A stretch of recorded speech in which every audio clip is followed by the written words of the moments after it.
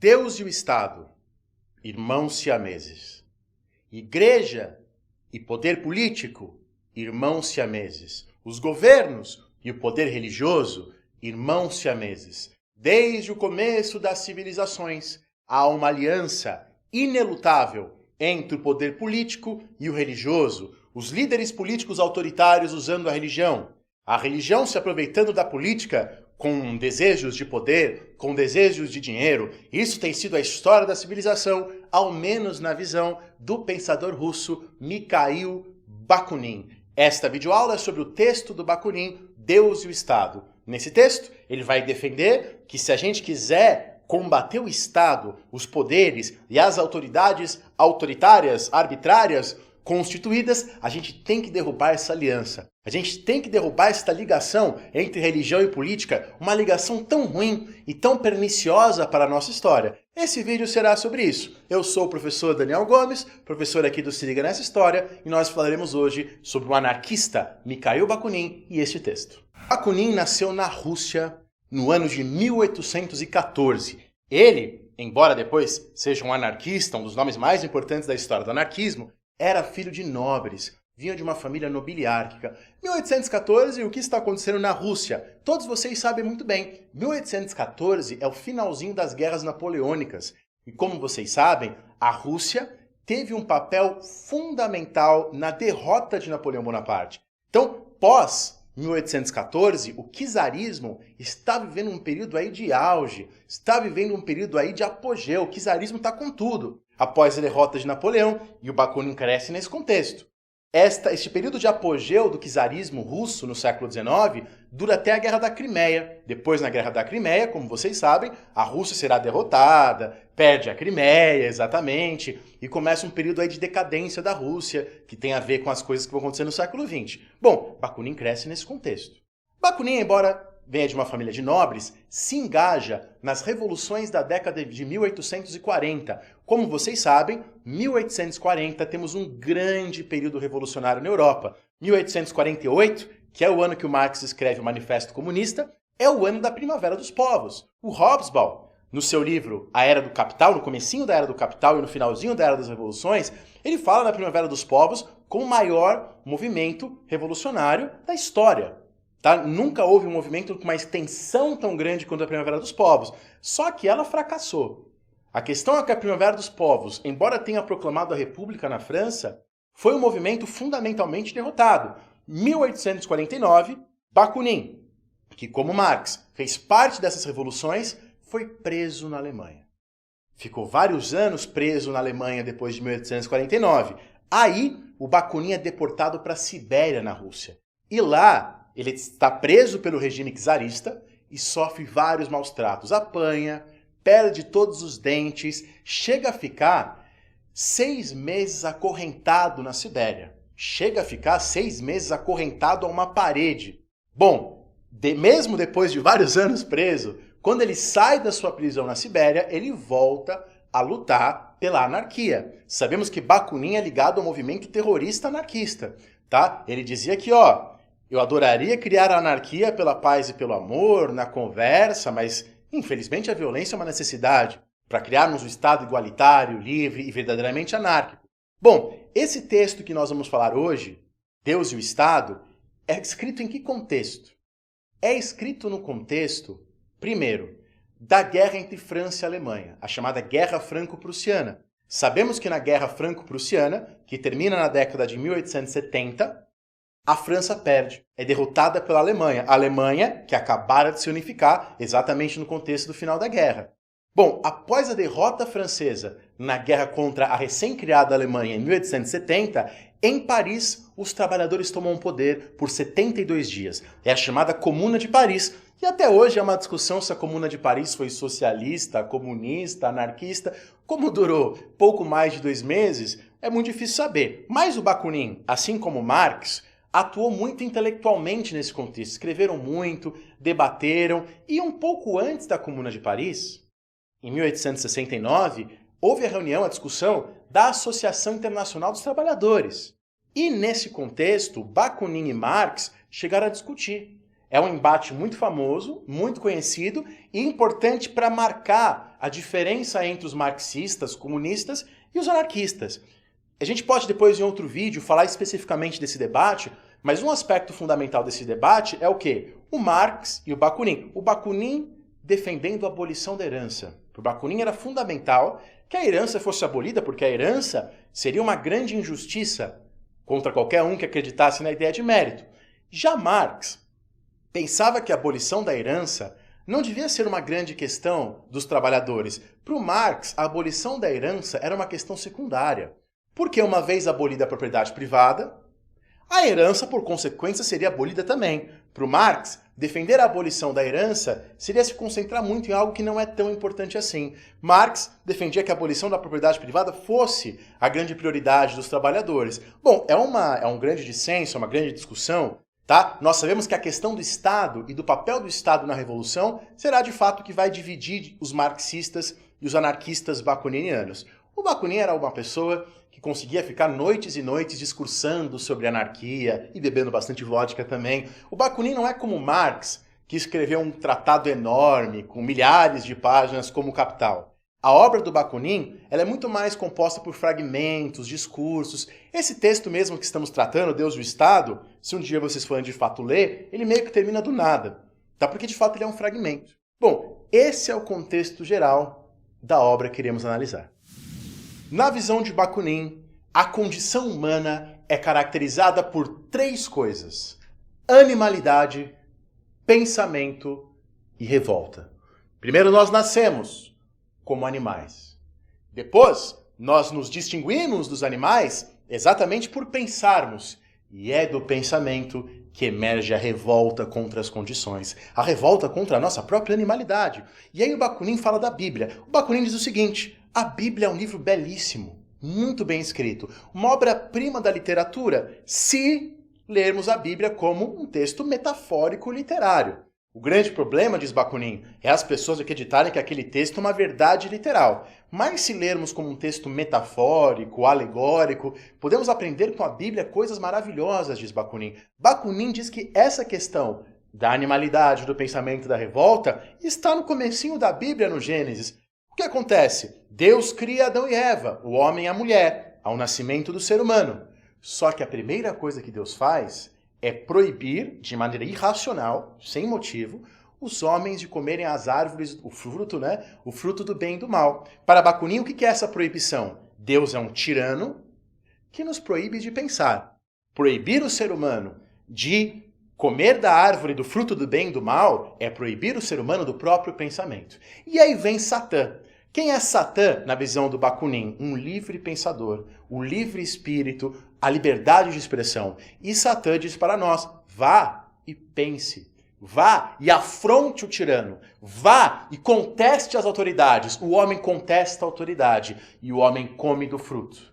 E o homem é, sem nenhum motivo, a mulher e o homem são expulsos do paraíso, são punidos. A história da criação, a história do Gênesis, é a história da tirania, que nos impede de pensar, da revolta expressa pelo próprio Satã, da liberdade expressa pelo próprio Satã e do ser humano livre dessas tiranias que são colocadas. Na visão do Bakunin, claro, se nós lermos a história dessa maneira, entendemos aí uma grande metáfora da condição humana. O problema, diz o Bakunin, é as pessoas lerem a Bíblia de forma literal. Então, por exemplo, a Bíblia diz que um homem andou sobre a água. A Bíblia diz que uma mulher engravidou mesmo sendo virgem, mesmo sem nenhum tipo de relação. Ora, para o ser humano acreditar nisso, ele tem que dar um turn-off na sua razão, porque a minha razão diz que não dá para engravidar sendo virgem. A minha razão diz que não dá para andar numa água. A minha razão diz que aquelas coisas são impossíveis. Para eu acreditar nessas histórias, eu tenho que desligar a razão. O homem religioso é um homem que se acostuma a desligar a sua razão, a desligar o seu pensamento crítico para aceitar qualquer coisa. E por isso esse homem se torna alguém preparado, diz Bakunin, para aceitar qualquer absurdo. Por isso esse homem religioso vai acreditar em qualquer pessoa, em qualquer coisa, porque é isso. Ele está acostumado a isso devido às histórias da religião. E mais, diz o Bakunin, na visão de Bakunin, a história da Bíblia é uma história de violência. Um pai que manda o filho ser sacrificado. Um pai, Deus, que ordena um homem matar o seu próprio filho e manda pragas no Egito Antigo, toda a história bíblica, sobretudo do Antigo Testamento, é uma história de sangue, de mortes, na visão do Bakunin, tá bom? De ação, esse tipo de coisa. E tudo isso torna esse ser humano religioso preparado para aceitar violências. Preparado para aceitar o desligamento da sua própria razão e aceitar qualquer coisa que seja dita. Portanto, para ele, temos um problema grave aí. É preciso rejeitar esse excesso de tiranias, de sangue. E o Bakunin chega a dizer, é por isso que tem tanto padre, tanto pastor, que são pessoas corruptas, que são pessoas envolvidas em assassinatos, estupros, porque essas histórias estão todas presentes na religiosidade. Essa é a visão do Bakunin. Então, Bakunin cita um outro nome muito importante para a história do anarquismo. Bakunin cita Proudhon. E Bakunin cita uma frase do Proudhon que é assim, os fatos são como a flor, e o mundo material é como a raiz dessa flor. Bakunin é um materialista.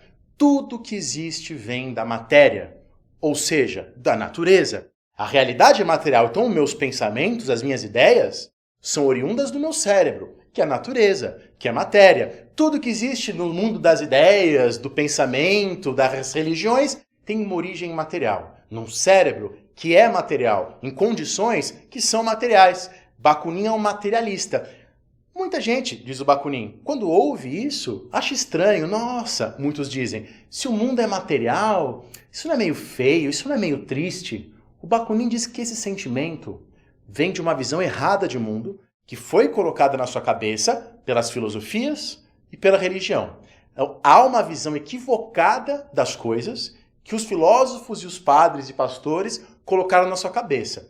Que visão é essa? Ora, as religiões e as filosofias passaram muito tempo dizendo que esse mundo, a matéria, a natureza, é feia, é pecadora, é vil, é iníqua, que isso aqui é um exílio, né? Que Deus nos expulsou do paraíso, isso aqui é o nosso exílio, é o nosso degredo, e que a verdade, o bem, a eternidade estão onde? Em Deus, nas ideias, nos anjos. Então, por muito tempo, religiosos e filósofos desprezaram esse mundo.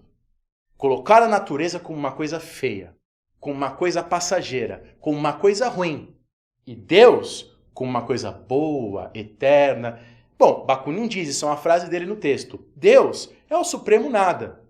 Né? Na verdade, ele não existe. Ele é uma invenção da nossa cabeça. Então, ao longo da história, as religiões e as filosofias ficaram glorificando as invenções da nossa cabeça, o nada, e desprezando o que está aqui. A história da religião e das filosofias até agora tem sido a ideia de que a natureza é ruim, é feia, é iníqua, e essas coisas das ideias são perfeitas, imutáveis e belas, e temos que acabar com isso, diz Bakunin. É preciso perceber que a matéria, ou seja, a natureza, é bela, é maravilhosa, é diversa, é dinâmica. Vamos ler um trechinho do livro no qual Bakunin fala isso. Olha como Bakunin escreve bem. Diz Bakunin, Deus sendo tudo, o mundo real e o homem não são nada. Deus sendo a verdade, a justiça, o bem, o belo, a força e a vida, o homem é a mentira, a iniquidade, o mal, a feiura, a impotência e a morte. Deus sendo o Senhor, o homem é o escravo. Incapaz de encontrar por si próprio a justiça, a verdade e a vida eterna,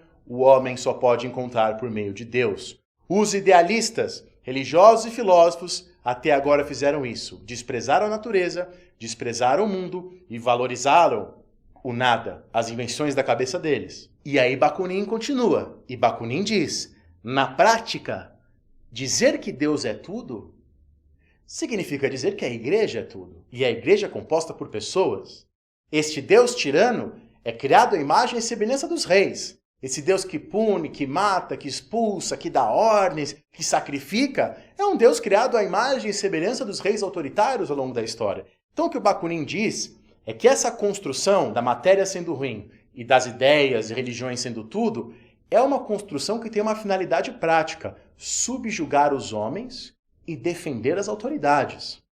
Tá? A ideia do Bakunin é essa, sempre que um político, um governante, fica falando muito de religião, é uma forma de se aproveitar das pessoas. As pessoas têm as suas inseguranças e medos, e ao longo da história, esses líderes e governantes ficam usando da religião para extorquir as pessoas, para ganhar votos das pessoas, para manipular as pessoas em aliança com pastores, com padres, com sacerdotes. Se a gente for pensar nas religiões orientais, isso também aconteceu muito entre o poder e a religião. Então veja, essas construções no campo das ideias têm um uso prático de subjugar as pessoas. Mais uma frase que o Bakunin cita: se Deus existe, o homem é escravo. Ora, o homem pode, deve ser livre. Portanto, Deus não existe. Ser escravo de Deus, dizer que você deve tudo a Ele, deve obediência a Ele, deve seguir os seus mandos, não importa o que aconteça, na prática significa ser escravo dos religiosos que dizem representar esse Deus. Por isso as duas coisas têm que ser abolidas. Eu tenho certeza que nesse momento do vídeo, muita gente está falando assim: professor, o Bakunin está me lembrando muito Nietzsche. Bom, essa relação é bem fácil de ser estabelecida, porque o pensamento do Nietzsche tem muito a ver com o pensamento russo dessa época. Não vou explicar isso nesse vídeo porque eu já fiz isso anteriormente. Então, se você quiser entender essa relação entre Nietzsche e os russos, vai lá no meu vídeo sobre niilismo. O que é niilismo, que lá eu expliquei tudo bonitinho. Ora, pensa Bakunin, mas se as religiões são mentirosas, são, na verdade, uma glorificação do nada, por que será que as pessoas acreditam tanto nas religiões? E aí o Bakunin começa a falar de vários grupos. Em primeiro lugar, ele fala das pessoas pobres, oprimidas e exploradas. Bakunin diz: essas pessoas têm uma vida terrível, passam fome, ganham mal, trabalham muito, são maltratadas e elas precisam de escapes. E os escapes geralmente são dois: a igreja e o cabaré, o prostíbulo, a bebida. É disso que ele estava falando. Então as pessoas pobres e oprimidas, elas precisam de alguma maneira de um escape dessa vida terrível que elas vivem. Uma forma de escape é se entregando a essas idealizações, ao idealismo da religião, é se entregando a esses padres e pastores. E outra maneira é se entregando à bebida, à prostituição, ao excesso, aos jogos. Aí o Bakunin diz: se nós abolirmos o Estado, se nós abolirmos a desigualdade, as pessoas não vão mais precisar disso. A revolução, diz Bakunin, irá fechar as igrejas e os cabarés. Você sabe que no começo da Revolução Russa, de fato eles fecharam as igrejas, O Lenin transformou várias igrejas em cinemas. Mas depois, quando vem o autoritarismo do Stalin, durante a Segunda Guerra Mundial, o Stalin restaura a religião. A religião que era proibida, o Estado soviético que no começo era um Estado ateu, depois a religião é legalizada. E o Stalin faz isso exatamente para dar um consolo para as pessoas no contexto da Segunda Guerra Mundial. Na visão do Bakunin, o Stalin acabaria confirmando seu ponto de vista, usando a religião para fazer as pessoas lutarem pelo Estado, na guerra, essas coisas. Mas isso foi só um parênteses. Bom, voltando. Então o Bakunin diz que algumas pessoas acreditam porque elas são exploradas. Algumas pessoas acreditam porque elas são oprimidas. Mas há um segundo grupo. Há aqueles que usam a religião, já falei deles aqui no vídeo, pelo poder. São aí grupos religiosos, igrejas, governantes, e o Bakunin dizia: sempre que um governante falar em nome de Deus, tentar usar Deus para conseguir o seu apoio, desconfie, porque 99,99% dos casos são hipócritas, querendo usar da sua sensibilidade, da sua fragilidade para te explorar. Há um terceiro grupo também de pessoas, e aí ele está falando dos filósofos.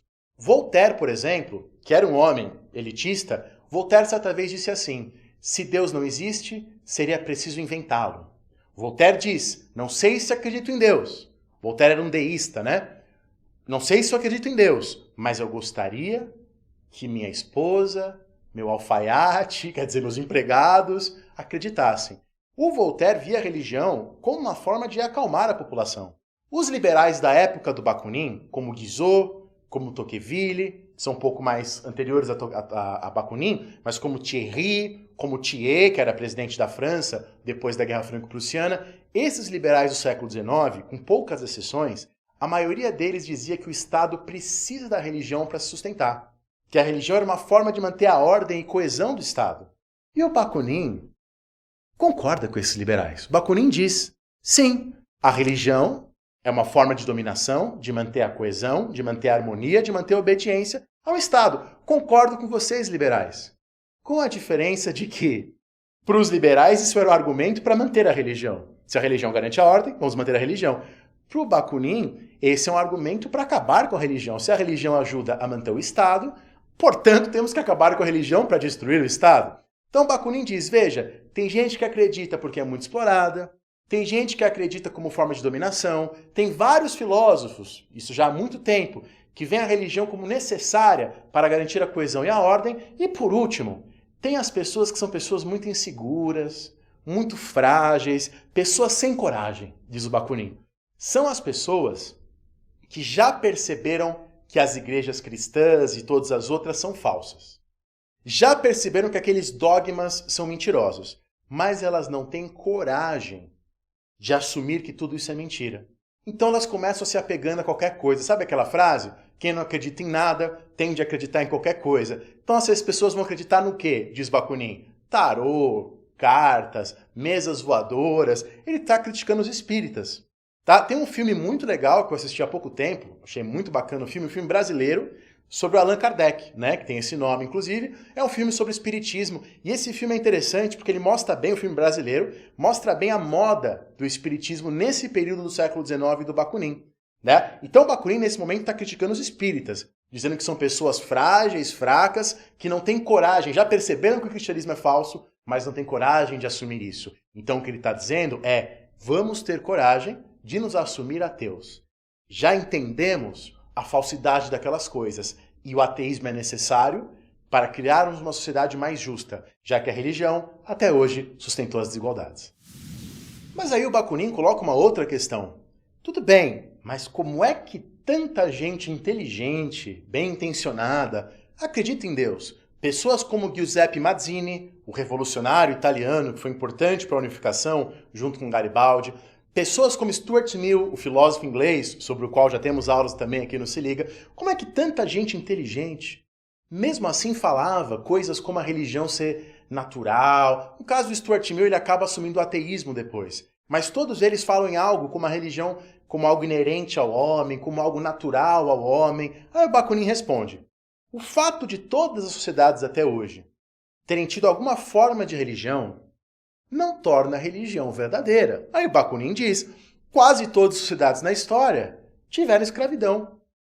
Um monte de sociedade na história, quase todas também, teve canibalismo, antropofagia, o fato da religião ser muito antiga, ser uma prática que existe quase sempre enquanto existiram seres humanos. O fato da religião existir em quase todas as sociedades não torna a religião verdadeira e boa. Pelo contrário, o fato da religião ter existido em quase todas as sociedades mostra que ela foi uma etapa importante na história humana. Tá no livro Deus e o Estado, Bakunin tenta mostrar um pouquinho das etapas da história, como ele enxergava. Mas algo que, como a escravidão e como o canibalismo, tem que ser abolido. Não tem que existir mais. A ancestralidade de uma ideia não é prova da sua verdade. Há um pensador brasileiro que eu admiro muito, acho que é alguém que consegue divulgar a filosofia de um jeito interessante, que é o Mário Sérgio Cortella, e o Cortella certa vez disse assim num programa de rádio, religião, disse o professor Cortella, não é coisa de gente boa, nem coisa de gente ruim, não é coisa de gente inteligente, nem coisa de gente burra, religião é coisa de gente. O Bakunin responderia, sim, religião é coisa de gente, e gente erra muito. E gente se engana muito. E gente mata. E gente destrói. E gente oprime. Escravidão também é coisa de gente. Existiu em quase todas as sociedades. Canibalismo também é coisa de gente. E não é por isso que não tem que ser abolido. Então, a ancestralidade e a universalidade não são argumentos em favor da religião. Mas cuidado, disse Bakunin. Depois de destruirmos o Estado e de destruirmos a religião, não podemos cair em outros idealismos. E aí o Bakunin faz algumas considerações sobre os liberais, sobre os democratas, sobre os positivistas. Bakunin diz, por exemplo, ao acabar com a religião, não podemos partir para uma outra crença idealista, uma outra crença religiosa, que é a crença na mão invisível do mercado. Para o Bakunin, essa ideia de que o mercado se harmoniza naturalmente, cria oportunidades para todos, isso é um idealismo de tipo religioso. Por isso Bakunin se afasta muito do que será depois o anarcocapitalismo, ou aqueles que depois vão tentar usar o termo libertários para eles, que eram termos usados pelo Bakunin e por outros homens de sua época.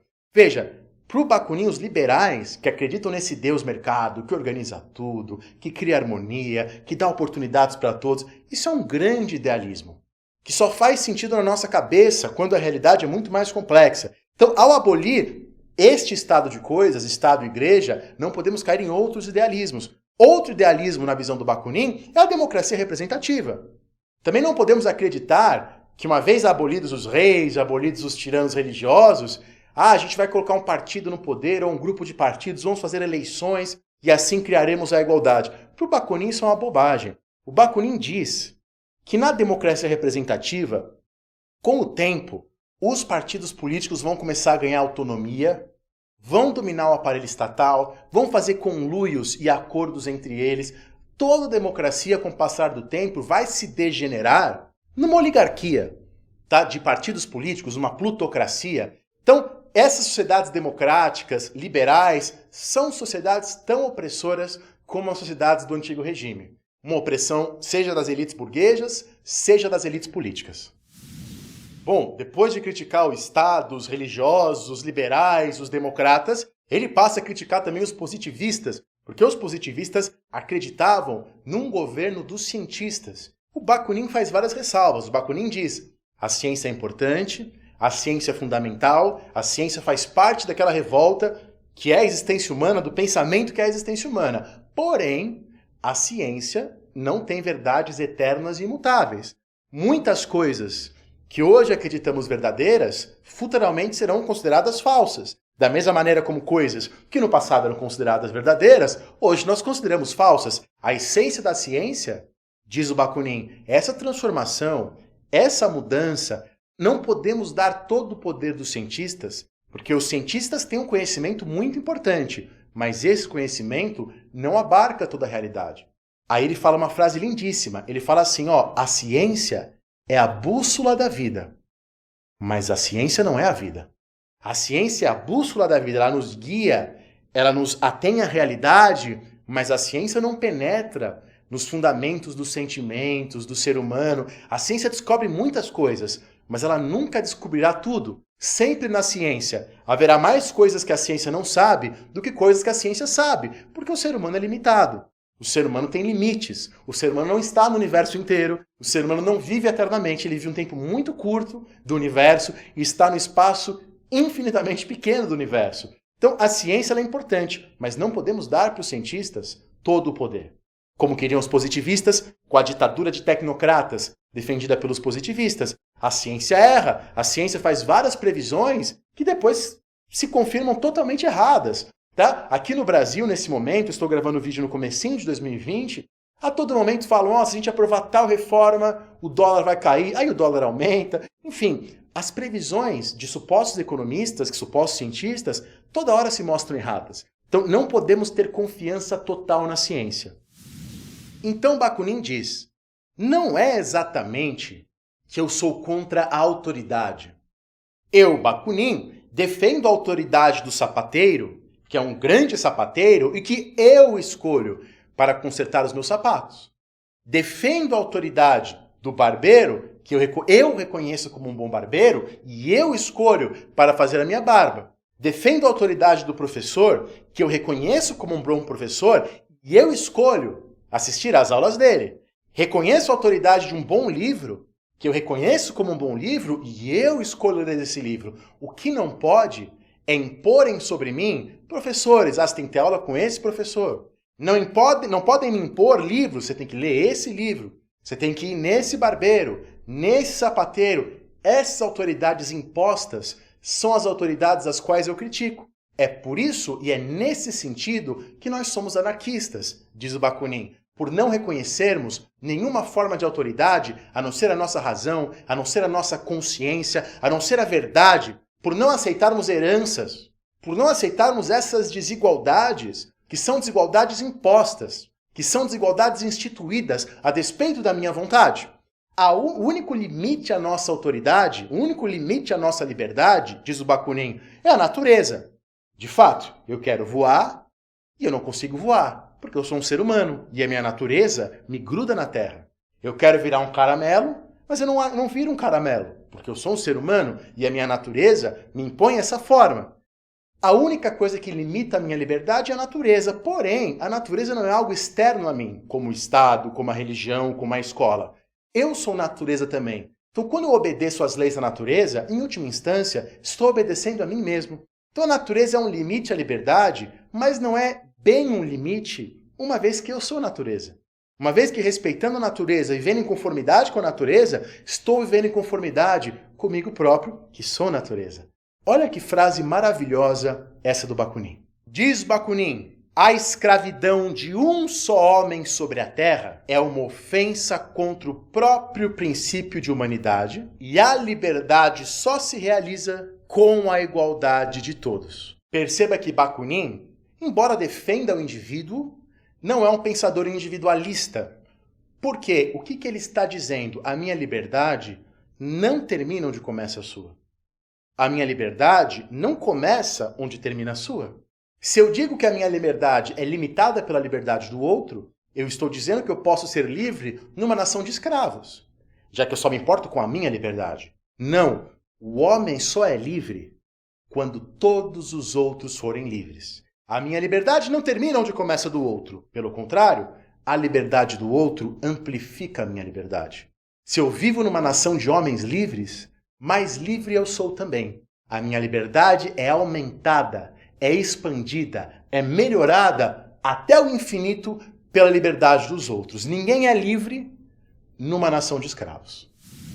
E assim terminamos a nossa aula sobre Bakunin. Agradeço muito vocês por terem assistido às aulas. Aceito sugestões, comentários. Sempre comenta lá embaixo o que você acha que a gente devia gravar de novos vídeos. Os comentários de vocês a gente sempre lê. Não respondemos a todos porque, felizmente, são muitos e não daria tempo de responder a todos, mas nós sempre lemos todos os comentários, refletimos sobre eles, usamos eles como matéria-prima para outros vídeos, para a autocrítica. Espero que vocês tenham gostado. Lembrando sempre que o Se Liga Nessa História tem aqui o canal no YouTube, mas temos também uma plataforma. E nessa plataforma nós temos aulas mais focadas no Enem e nos vestibulares. Aulas com listas de exercício, PDFs com resumos teóricos e um plantão no WhatsApp com a gente mesmo, tá? Toda semana eu ligo um celular específico por algumas horas e respondo as dúvidas que os alunos têm. Quero lembrar também que eu estou lançando nesse momento um livro, Filosofia para Mortais, um livro que eu fiz a partir das minhas aulas, dos meus vídeos, e também vou deixar aí embaixo um link na Amazon para vocês comprarem, claro,